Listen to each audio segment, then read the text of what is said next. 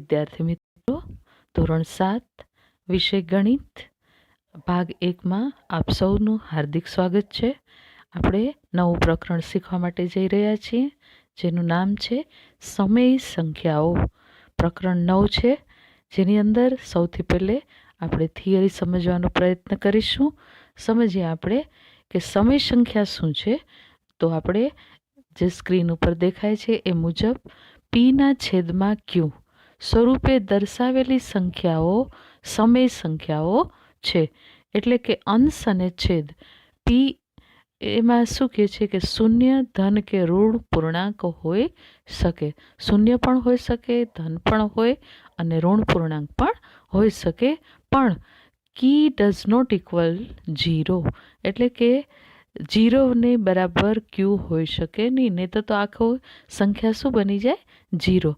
એટલા માટે અશુદ્ધ એટલે કે કોઈ પણ પી અને છેદમાં ક્યુ એટલે કે અપૂર્ણાંક સ્વરૂપમાં છે તો એ શું છે? સમય સંખ્યાઓ.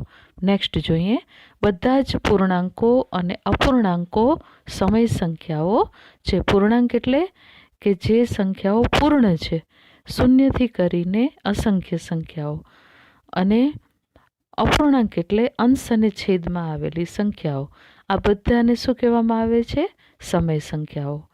હવે નેક્સ્ટ જોઈએ, જો પી એ ધન પૂર્ણાંક હોય તો તે ધન સમય સંખ્યા કહેવાય, અને જો પી ઋણ પૂર્ણાંક હોય તો તે ઋણ સમય સંખ્યા કહેવાય. જો પી એ શૂન્ય હોય તો તે શૂન્ય સમય સંખ્યા કહેવાય. તે ધન કે ઋણ સમય સંખ્યા નથી. હવે નેક્સ્ટ જોઈએ, સમય સંખ્યાના અંશ અને છેદને કોઈ સામાન્ય અવયવ ન હોય. સમજો, સામાન્ય અવયવ એટલે કે આપણે જે અવયવ પાડતા હોઈએ એમાંથી જે સામાન્ય નીકળતો હોય એ અંશ અને છેદને જો કોઈ સામાન્ય અવયવ ન હોય તો તે સમય સંખ્યા પ્રમાણિત સ્વરૂપમાં છે એમ કહેવાય. એટલે કે એનું અતિ સંક્ષિપ્ત રૂપ, બીજા શબ્દમાં કહીએ, એ મળી જાય, અવિભાજ્ય સંખ્યા છેલ્લે આવી જાય તો એ કેવું છે? સામાન્ય અવયવ પણ છે અને એનું પ્રમાણિત સ્વરૂપ પણ છે, જે આપણે આગળ દાખલામાં ઉદાહરણમાં જોઈ શકીશું. ત્યાર પછી નેક્સ્ટ લઈએ, દરેક સમય સંખ્યાને સમય સંખ્યા રેખા ઉપર દર્શાવી શકાય છે. એના પણ દાખલા આગળ આવશે જ. ત્યાર પછી નેક્સ્ટ, સંખ્યા રેખા ઉપર અસંખ્ય સમય સંખ્યાઓ છે. વળી બે સમય સંખ્યાઓ વચ્ચે પણ અસંખ્ય સમય સંખ્યાઓ છે. એ પણ આગળ તમે ઉદાહરણમાં જોઈ શકશો કે આવી સમય સંખ્યાઓ સંખ્યા રેખા ઉપર ઘણી બધી આવેલી હોય છે. સમછેદી અપૂર્ણાંકોમાં જે અપૂર્ણાંકનો અંશ મોટો તે અપૂર્ણાંક મોટો, અને જેનો અંશ નાનો તે અપૂર્ણાંક નાનો કહેવાય. તો આ રીતે સમછેદી શબ્દ વાપરેલો છે, અને એ સમછેદીના સ્વરૂપમાં જ્યારે જેનો છેદ સમાન હોય ત્યારે અંશમાં જે રકમ, જે અંક આપેલો હોય એ જો મોટો હોય તો એ શું કહેવાય? મોટો, અને જે નાનો હોય એ નાનો. તો તમે આ સમજી ગયા હશો બરાબર. હવે આપણે આગળ ગુણાકાર અને ભાગાકારની અંદર સમય સંખ્યાઓમાં શું આપણે સમજવાનું છે એ બાબત ઉપર જરા ધ્યાનથી જોઈ લઈએ. આગળ જોઈએ આપણે, તમે જોઈ શકો છો સ્ક્રીન ઉપર કે સમછેદી અપૂર્ણાંકનો સરવાળો કરવા તેમના અંશનો સરવાળો કરી અંશમાં મૂકવામાં આવે છે, અને છેદ છે એ તે જ રાખવામાં આવે છે. એમાં કાંઈ પણ ફેરફાર થતો નથી. ત્યાર પછી નેક્સ્ટ જોઈએ, સમછેદી અપૂર્ણાંકોની બાદબાકી કરવા પણ તેના અંશની બાદબાકી કરી અંશમાં મૂકવામાં આવે છે, અને છેદ તે જ રાખવામાં આવે છે. આ રીતે આપણે સરવાળાને બાદબાકીમાં આપણે સમછેદી અપૂર્ણાંકો વિશે જાણ્યું કે આપણે શું કરવાનું હોય. હવે આપણે જોઈએ ગુણાકાર. અપૂર્ણાંકોનો ગુણાકાર એટલે શું? તો કે અંશનો ગુણાકાર છેદમાં છેદનો ગુણાકાર.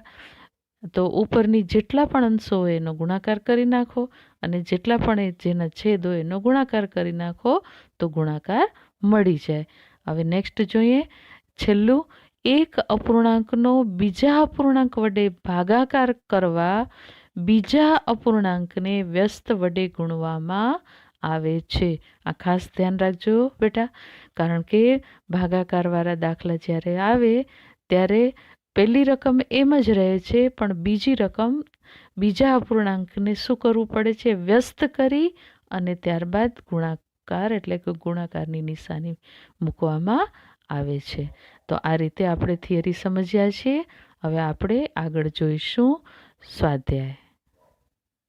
વિદ્યાર્થી મિત્રો, આપણે થિયરી સમજ્યા. હવે જેટલી થિયરી છે એને અનુલક્ષીને દાખલાઓ આપણે સમજવા માટે જઈ રહ્યા છીએ, જેમાં આપણે પ્રયત્ન કરો. ખાસ મહત્ત્વના દાખલા છે જે આગળ 174 પેજ ઉપર 175 એ તમે જાતે કરી શકશો. બે છે 178 પેજ અને 181ના જેનો એક એક દાખલો હું તમને કરીને દેખાડું છું, જેથી તમે આસાનીથી બાકીના દાખલા સમજી શકશો. આપણે જોઈએ -18/45. પ્રયત્ન કરો. પાના નંબર 178 પરનો આ દાખલો છે, જેમાં પ્રશ્ન છે કે પ્રમાણિત રૂપ મેળવો. હવે પ્રમાણિત રૂપ એટલે શું? આપણે જાણ્યું છે કે પ્રમાણિત રૂપ એટલે કે અતિ સંક્ષિપ્ત રૂપ એનો બીજો પર્યાય છે કે તમે એને જે અંશ અને છેદ હોય એના જ્યાં સુધી તમે છેદ ઉડાડી શકો છો ત્યાં સુધી એને ઉડાડી અને એને રકમને નાની બનાવી દો, તો એ શું થઈ ગયું? એનું પ્રમાણિત સ્વરૂપ. કઈ રીતે જોઈએ આપણે? 18 ને 45 જોતાં જ આપણે ખ્યાલ આવે કે બંનેને 9 પાડો ટચ કરે છે. એટલે કે 18/9 45/9 કરવામાં આવે તો શું મળશે? 9 દુ 18 અને 9 પચા 45. તો જવાબ મળશે 2 ઉપર માઇનસ છે તો માઇનસ જ રહેશે, -2/5. કારણ કે 9 સમાન હોવાથી એ શું થશે? ઉડી જશે. તમે ભાગાકાર પણ લઈ શકો, ગુણાકારની રીતે પણ તમે કરી શકો છો. ગુણોત્તર પ્રમાણમાં આપણે શીખ્યા છે આગળ. હવે આપણે જોઈએ પાના નંબર 181 પરનો. આવા બીજા દાખલા તમે જાતે કરી લેજો ગણિતની નોટમાં. જોઈએ 181માં આ દાખલા ખૂબ જ મહત્વના છે બેટા, યાદ રાખજો, કારણ કે આ પરીક્ષામાં પૂછાતા હોય છે. અને આગળ 8મા ધોરણમાં પણ તમને આ દાખલા આવે જ છે. પહેલું જ પ્રકરણ છે આ. -5/7 અને -3/8. જો બંનેમાં જુઓ છો તમે, છેદ કેવો છે? અસમાન. હવે એની વચ્ચે આવતી 5 સમય સંખ્યા શોધવાની છે આપણે. એની વચ્ચે કઈ કઈ સમય સંખ્યાઓ આવે?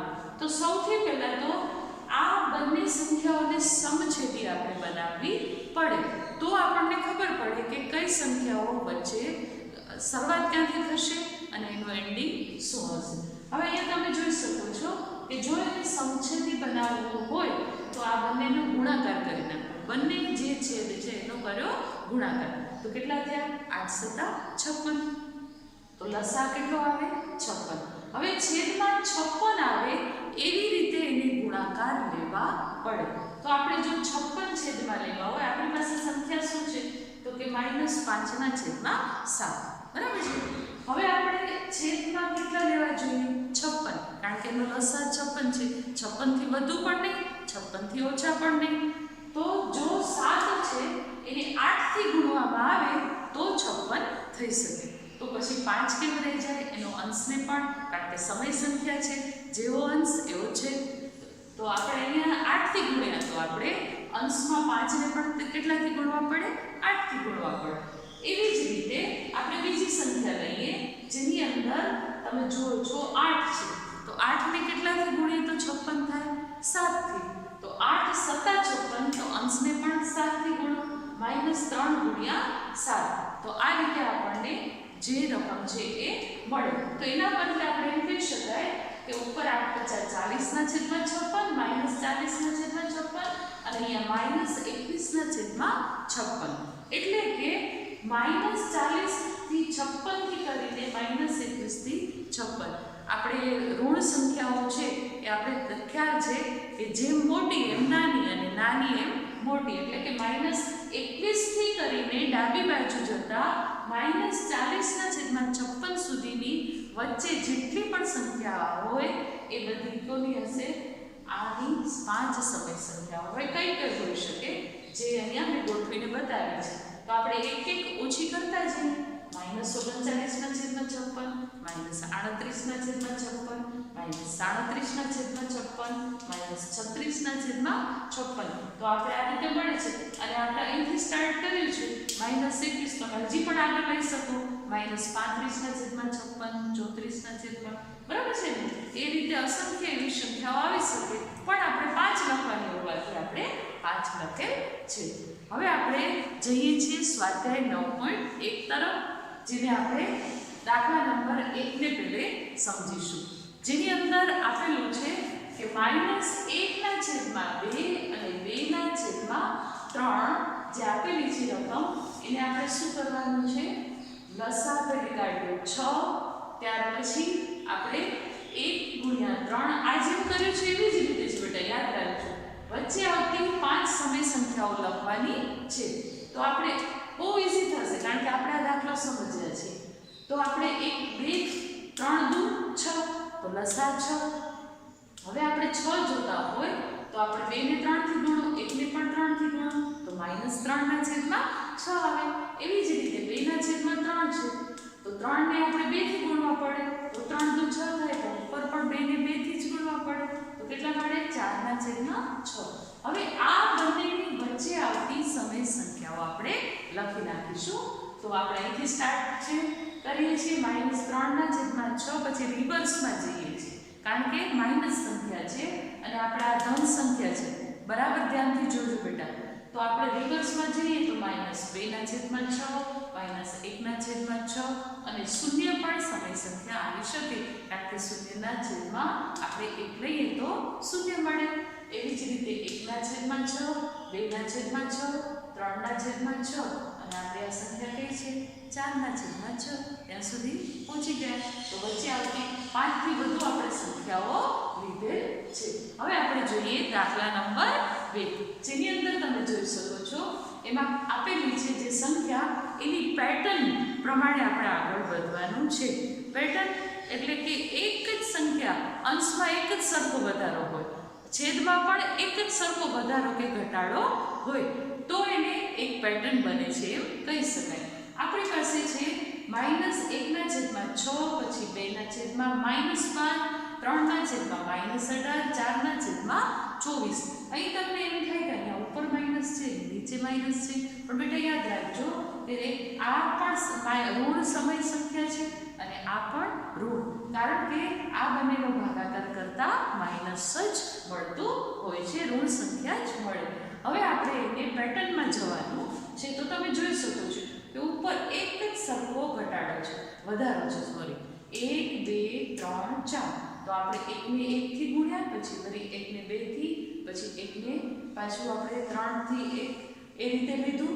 તો આ રીતે એક પેટર્ન બને છે 1 2 3 અને 4 ને પણ પાછું એ રીતે 1 થી. તો હવે અહીંયા તમે જોઈ શકો છો 6 દુ 12 6 તેરી 18 6 ચોક 24, એટલે કે અહીં ગુણાકારની પેટર્ન બને છે. અને અહીંયા 1 1 નું 1 1 1 1 દુ 1 તેરી 3 1 ચોક 4 થાય છે.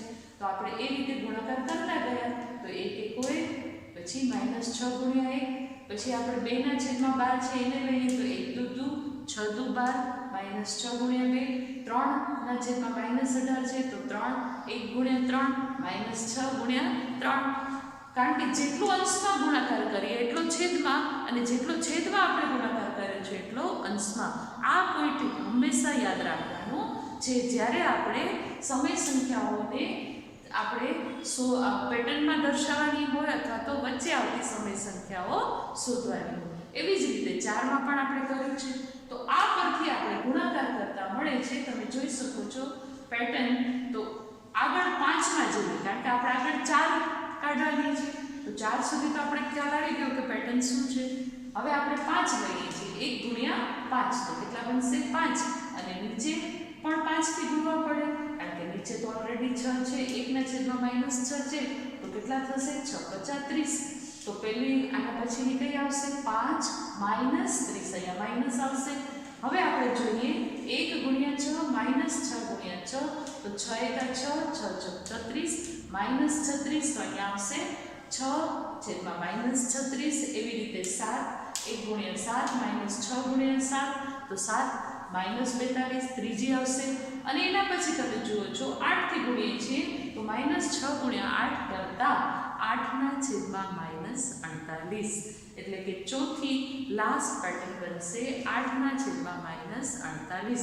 હજી પણ આગળ માગી હોય તો આ જ પેટર્ન મુજબ આપણે ઉપર 1 થી ગુણતા જાઓ અને નીચે જે રકમ છે એ રીતે ગુણતા જવું પડે.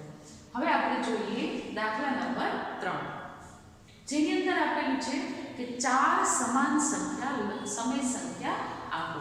તો સમાન એટલે તો જે આ સંખ્યા છે એવી જ બનવી જોઈએ, એટલે કે એનું પ્રમાણિત સ્વરૂપ કાઢવામાં આવે તો એ પાછી આ જ સંખ્યા બની જાય. હવે અહીં તમે જુઓ છો 5 આ મૂળ રકમ છે 5/-3. હવે આને તમે 2 થી ગુણી નાખો તો 5 × 10 તો નીચે પણ 2 થી ગુણવા પડે તો -3/2